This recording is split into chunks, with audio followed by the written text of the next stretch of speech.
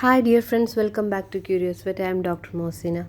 In today's video, we will see the third disease condition in the playlist, equine lameness. So in the last videos, we have already discussed pyramidal disease in equine and bowed tendon or tendinitis.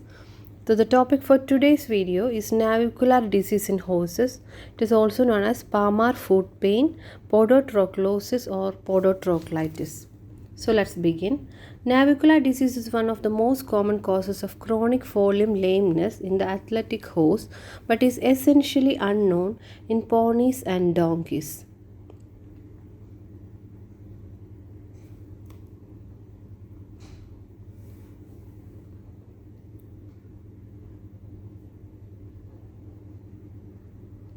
So here comes the anatomy, that is parasagittal view and Palmar views of the distal limb of equine. You can see the navicular bone here in the Palmar aspect of the limb, and this navicular bone is in close relation with deep digital flexor tendon, and there is a navicular bursa. So please pause the video and look into the details. So this is another parasagittal view, very clear view of the distal forelimb. You can see the navicular bone, deep digital flexor tendon and navicular bursa very clearly here.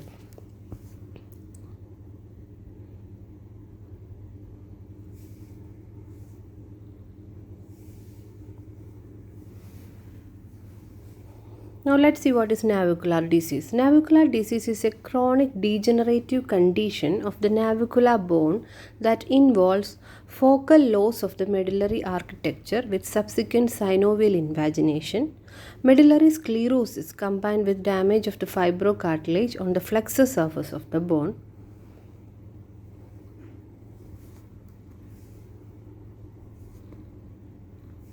and traumatic fibrillation of the deep digital flexor tendon from contact with the damaged flexor surface of the bone with adhesion formation between the tendon and the bone, and enthesiophyte formation on the proximal and distal borders of the bone. What is an enthesiophyte?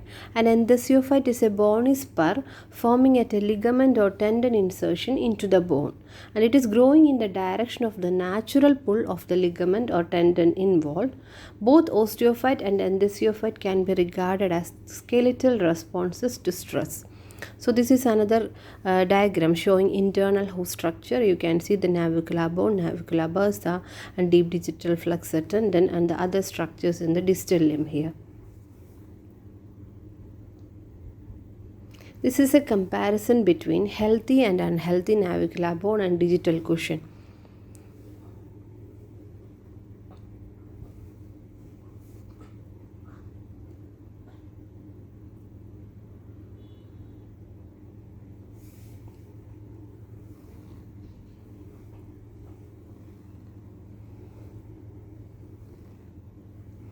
Now let's see the etiology of navicular disease. The pathophysiology of navicular disease is unknown. The syndrome is likely due to a complex pathogenesis rather than a specific disease entity.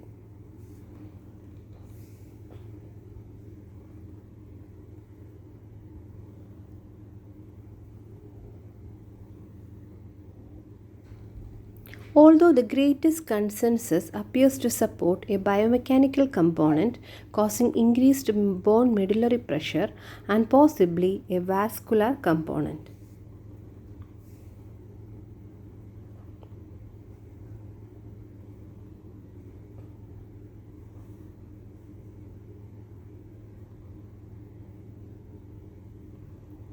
There appears to be a hereditary predisposition, indicated by the sharp decrease in incidence of the disease in Dutch warm blood horses after certification of stallions with severe navicular changes for breeding was disallowed. So there is a hereditary predisposition, and it is proved by the incidence of decreased incidence of disease in Dutch warm blood horses after certification of stallions with severe navicular changes for breeding was disallowed. And this disease is considered to be a disease of more mature riding horse, commonly not appearing until 8 to 10 years of age. So this disease is usually appearing in horses which are like above 8-year-old. And navicular disease is overrepresented in some breeds like warm-blood horses, quarter horses, and thoroughbreds, and rare in other breeds like Arabians and Frisians.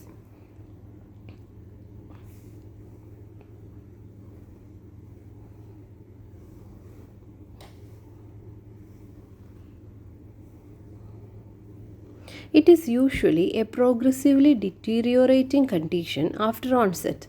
Conformation of the distal limb is likely to play a large role in the disease process and degree of lameness.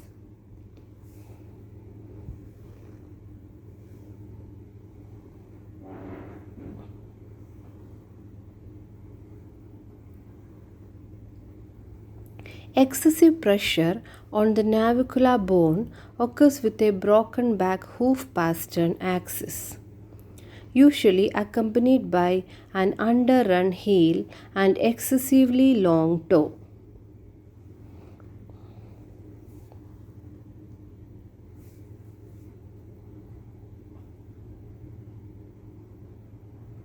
This conformation, leading to excessive concussion between the flexor tendon and the navicular bone, may also cause navicular bursitis with direct damage to the fibrocartilage of the flexor surface and the collagenous surface of the flexor tendon itself.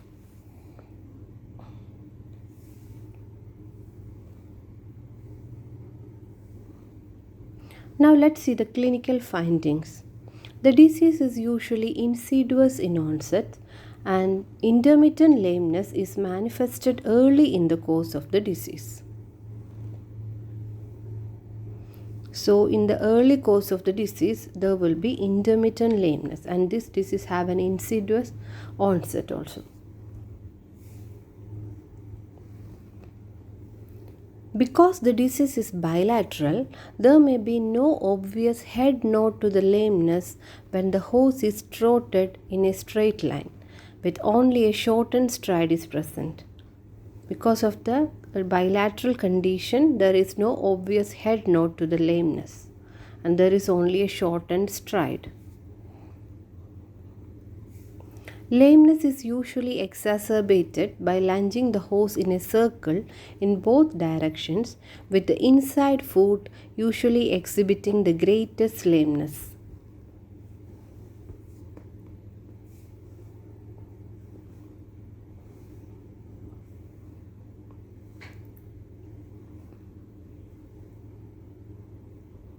In early stages of the disease, the lameness may not be visible even at a lunge until a nerve block is performed on one of the two digits, that is, the two lame feet cancel each other out.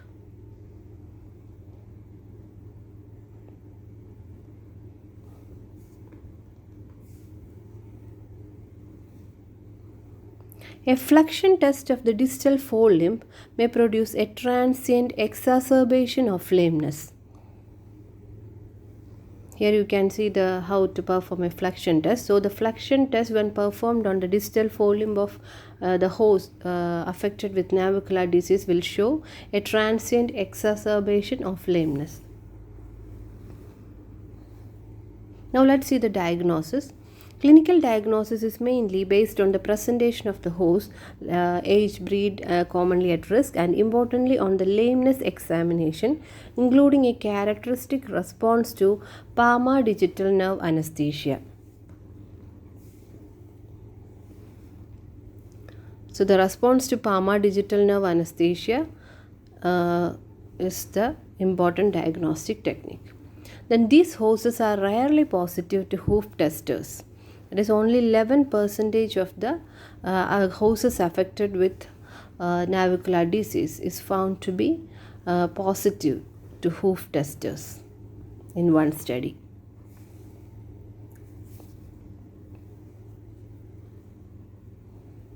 The lameness can be eliminated by Palmar digital nerve block, except in some horses with extensive secondary moderate to severe damage to the deep digital flexor tendon, because in this condition pain can radiate proximal to the Palmar digital nerve block with this pathology.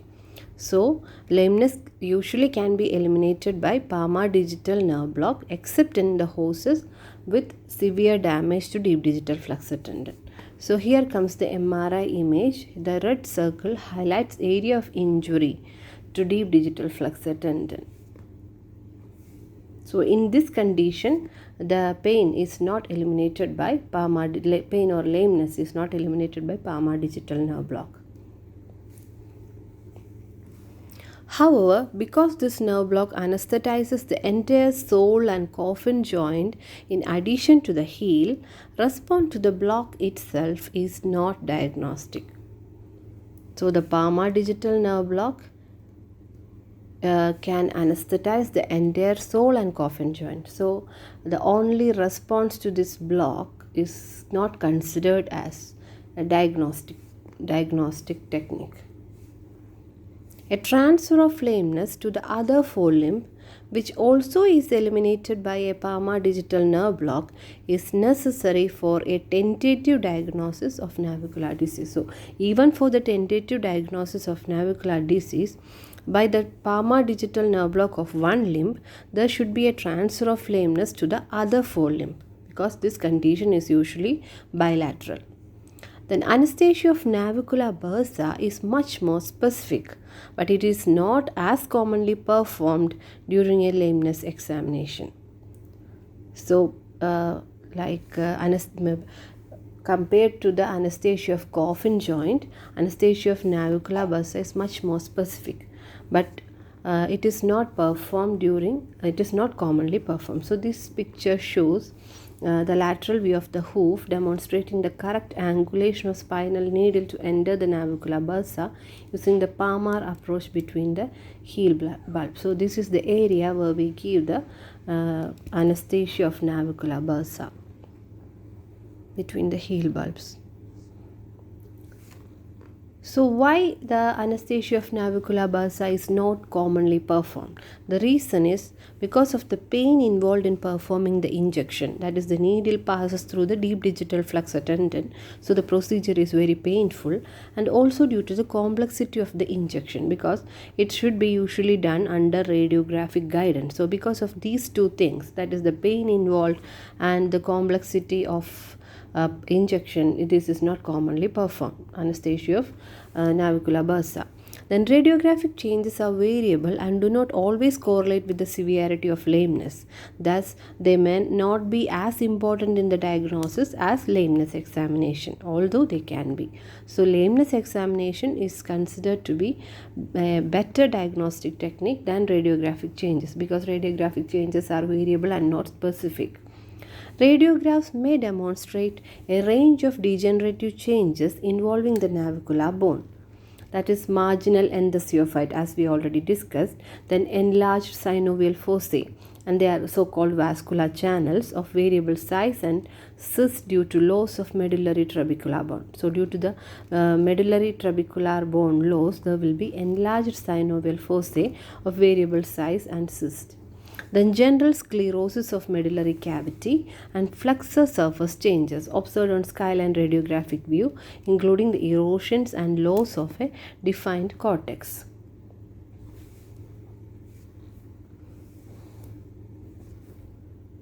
So, this is a picture of the X-ray of a host having navicular disease. You can see the enthesiophyte formation. Enthesiophyte is a bony spur forming at a ligament or tendon insertion into the bone, growing in the direction of natural pull of the ligament or tendon involved.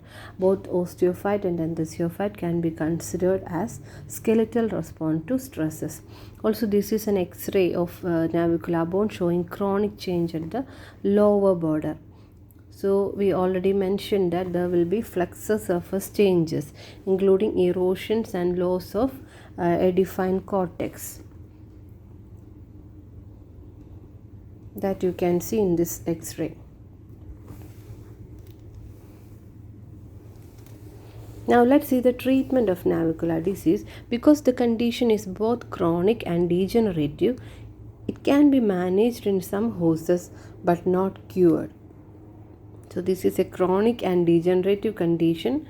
So, it is not cured but managed in some horses.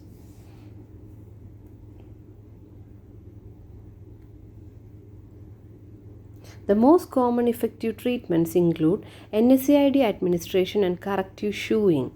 Phenylbutazone is the most commonly used NSAID, but it must be used with caution because of adverse effects like renal and GI injury.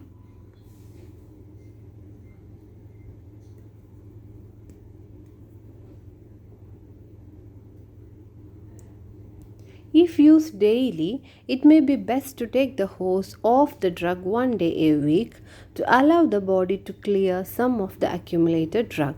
The hose can be given flunixin for that day. So, because of the adverse effects, renal and GI injury of phenylbutazone, we have to skip one day. That is, the hose should be off the drug phenylbutazone one day a week, and that day we can give flunixin.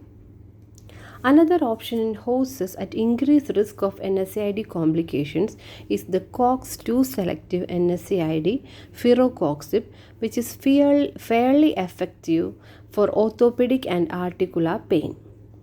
So, firocoxib can be given in increased risk of NSAID complications. And with severe lameness, rest is indicated. Foot care should include trimming and shoeing that restores normal phalangeal alignment and balance. Response to corrective shoeing commonly takes approximately 2 weeks. So, NSAID and corrective shoeing, then rest should be given in severe cases of lameness, and foot care.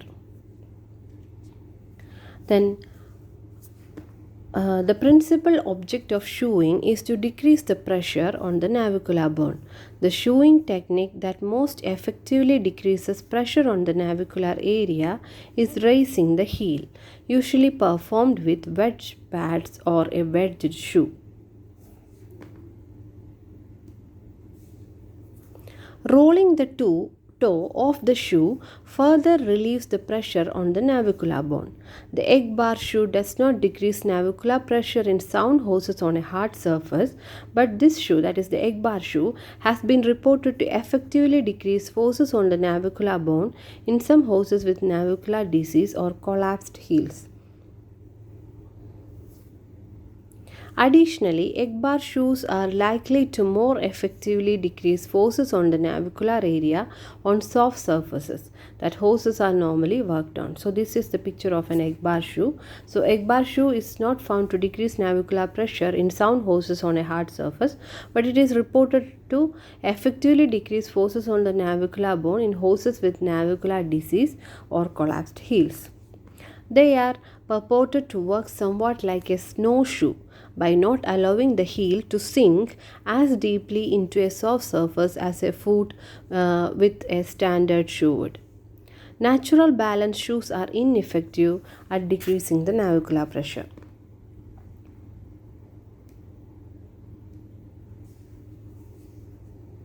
Then, injection of the coffin joint with corticosteroids will markedly improve soundness in approximately 1/3 of the hoses for an average of 2 months. So, this radiograph shows the arrow shows the point where we give coffin joint injection of corticosteroid. So, this is the coffin joint, and by the injection of corticosteroid into the coffin joint, it is found to improve the soundness in approximately 1/3 of the hoses for an average of 2 months, whereas injection of corticosteroid into the navicular bursa is reported to resolve the lameness for an average of 4 months in 80% of the hoses that do not respond to the standard treatments like phenylbutazone shoeing and coffin joint injections. Palmar digital neurectomy may provide pain relief and prolong the usefulness of the hose, but no neurectomy should be considered curative. So, neurectomy, Palmar digital neurectomy is another option. It may provide pain relief, but it is not considered as a curative procedure. Digital neurectomy has a high incidence of severe complications like painful neuroma formation and rupture of the deep digital flexor tendon.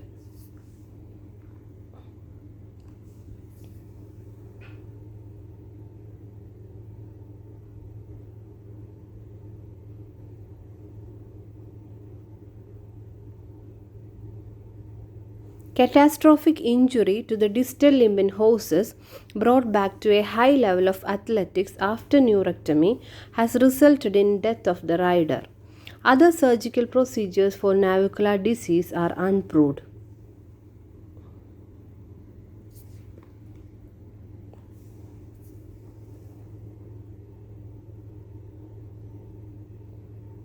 Although the prognosis is guarded to poor, a carefully designed therapeutic regimen including corrective shoeing, NSAID therapy, and navicular BURSA injections and or possibly a coffin joint injection can prolong the usefulness of most horses and the competitive status of many.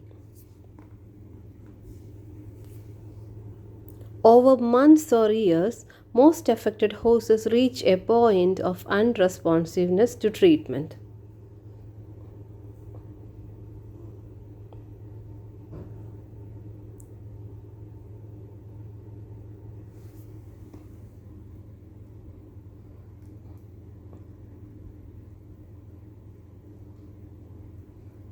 So that's all about navicular disease in horses, Palmar foot pain or podotroclosis or podotroclitis. So this is a very important disease as far as equine lameness is concerned, and all the aspects of the disease like etiology, clinical findings, diagnosis, and treatment are important. So please go through all the various aspects of this disease. If this video is informative and useful, please like it and comment your suggestions. If you are new to this channel and or watching the video and not subscribed yet, please subscribe and click the notification bell so that you get notified every time I upload a video. See you soon with another video. Thank you.